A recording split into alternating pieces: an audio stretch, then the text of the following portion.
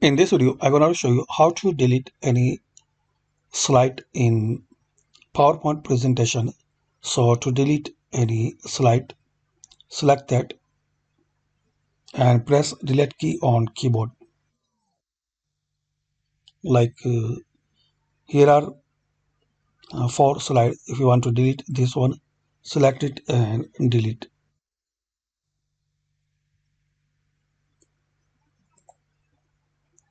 And another method to delete slide, select any slide, right click there, and here you will find option delete slide.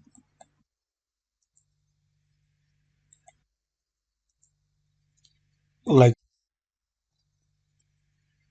so, this presentation is no any slide.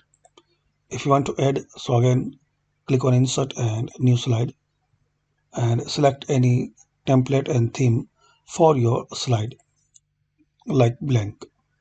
So that's it friends. By this quick method we can delete slide in PowerPoint.